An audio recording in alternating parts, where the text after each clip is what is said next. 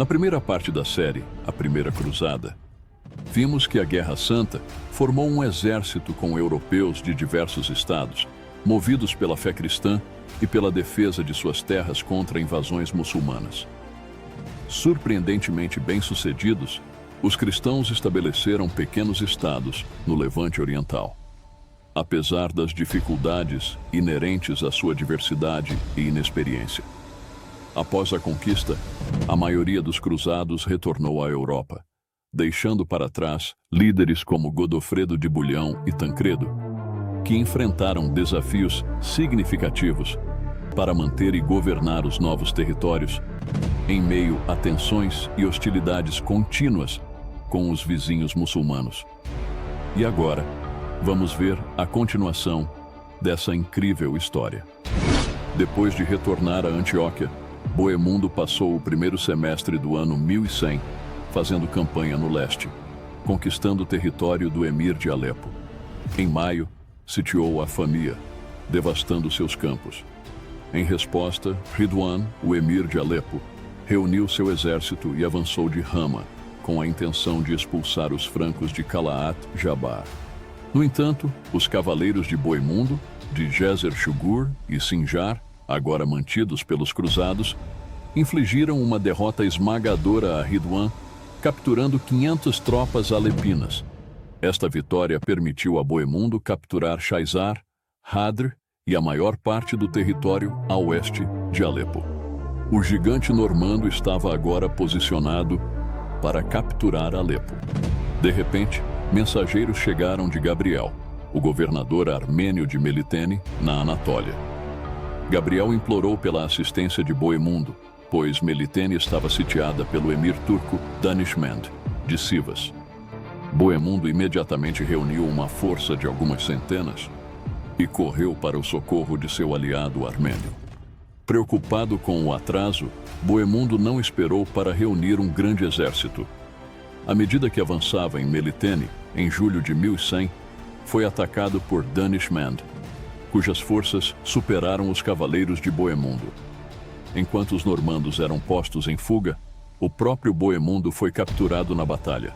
O normando conseguiu despachar uma mecha de seu cabelo para seu aliado, o conde Balduíno de Edessa. Balduíno imediatamente reuniu um exército. À medida que os francos de Edessa se aproximavam de Melitene, Danishmend levantou seu cerco e recuou. Balduíno perseguiu os turcos por 3 dias, mas sem sucesso, logo retornou. Melitene foi salva, mas Bohemundo estava nas mãos de Danishmend. Até então, Bohemundo era famoso dentre seus inimigos, assim como era entre os cristãos. Danishmend ganhou grande prestígio ao capturar o gigante normando, que foi mantido prisioneiro na fortaleza de Nixar.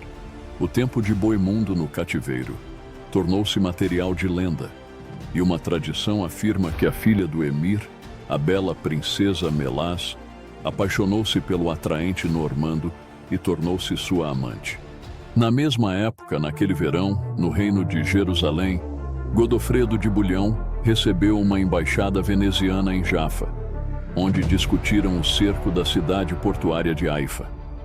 No entanto, Godofredo adoeceu gravemente, retirando-se para sua casa na cidade. Godofredo, em seus momentos finais, estava rodeado por seus seguidores mais próximos.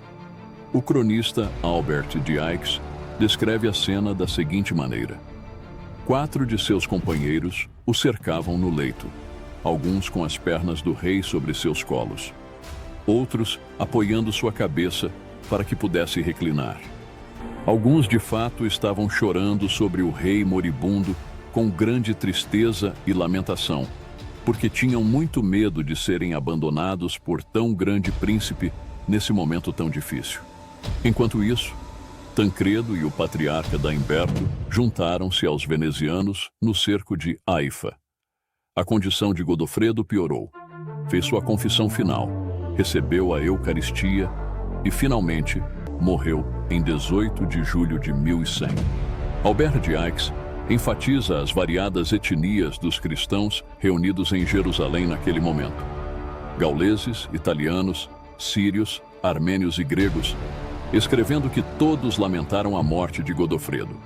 Albert Deais até diz que os muçulmanos locais lamentaram sua passagem também.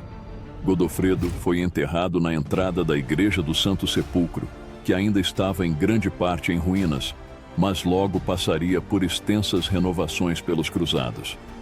Daimberto provavelmente estava ansioso pela morte de Godofredo, que lhe daria uma grande oportunidade. Como vemos, Daimberto estava no lugar errado, na hora errada. Os cavaleiros de Godofredo rapidamente ocuparam a Torre de Davi em Jerusalém, e então despacharam uma palavra urgente para Edessa, solicitando que o irmão de Godofredo, Balduíno de Bolonha, viajasse para Jerusalém para assumir o trono de seu irmão. O conde Balduíno acabara de retornar de seu esforço infrutífero para resgatar Boemundo, quando a embaixada chegou anunciando a morte de seu irmão. Balduíno não hesitou. Fulquério de Chartres, um cronista veterano da Primeira Cruzada, registra sua reação. Quando foi anunciado ao conde Balduíno que todo o povo de Jerusalém o esperava, para suceder como príncipe hereditário no reino, Balduíno lamentou pouco pela morte de seu irmão e se alegrou demais com sua herança. Após considerações, concedeu a terra que possuía a um certo primo seu, conde Balduíno. Então, depois de reunir seu pequeno exército, contando quase 200 cavaleiros e 700 soldados a pé, começou a jornada para Jerusalém no 6º dia antes das 9 de outubro. O primo mencionado aqui é Balduíno de Burke, membro do círculo íntimo de Godofredo e de Balduíno durante toda a Primeira Cruzada. Balduíno de Burke tornou-se o novo conde de Edessa. A jornada de Balduíno para Jerusalém não seria fácil. Levou cerca de 5 semanas e passou por terreno acidentado e muitas vezes hostil.